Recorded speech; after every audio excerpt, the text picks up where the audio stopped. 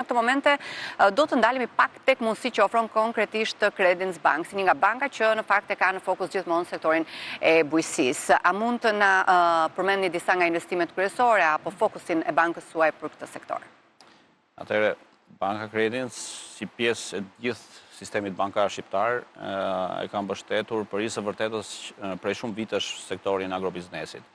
Mund të them që ne kemi një segment të dedikuar për agron prej paktën 14 vitesh, është investuar në rritjen e kapacitetet teknike, në këshilluesit e klientit në deg, në struktura mbështetëse në drejtori dhe aprovuese më tej, domethënë. Pra, është punuar fort që të ketë një infrastrukturë të ngritur.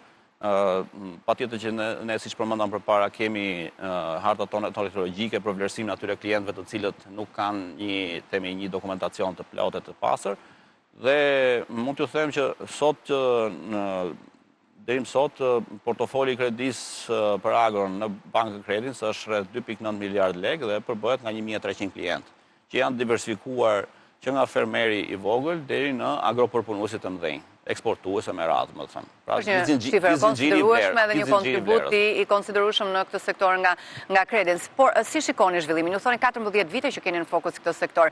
Nga pika zero, nga momenti kur janë drejtuar bankës deri më sot, si ka ardhur zhvillimi i këtyre bizneseve që e kanë përqafuar këtë formë financiare? Patjetër që cikli tyre ka ardhur në rritje. Pra, ne sot kemi klientë të cilët kanë filluar me 300 metra, 500 metra serë dhe sot kanë hektar të tërë me serë.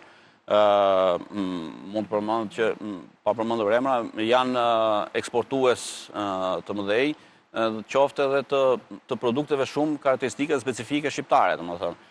Kështu që është një kënaqësi kur shikon që këta njerëz janë rritur bashkë me ne, domethënë. Fokusi është i ndryshëm, që nga fermeri i vogël, agropërpunuesit, eksportuesit e ndryshëm, grumbulluesit, pikat e grumbullimit.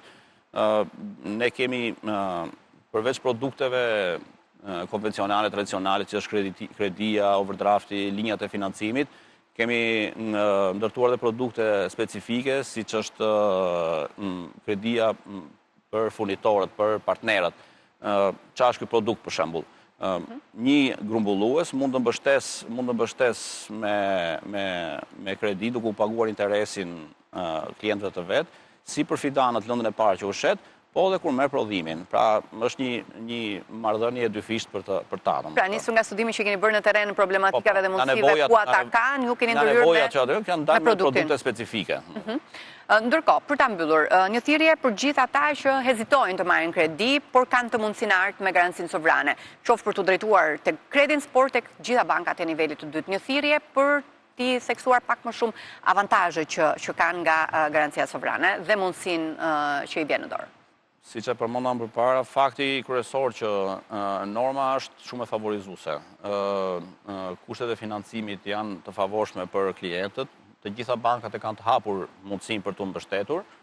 Për ata, shtuar faktin që për ata klientë që nuk kanë kolateral, mbështetet me garanci sovrane nga qeveria shqiptare, të gjitha këto janë mundësi që nuk duhen humbur.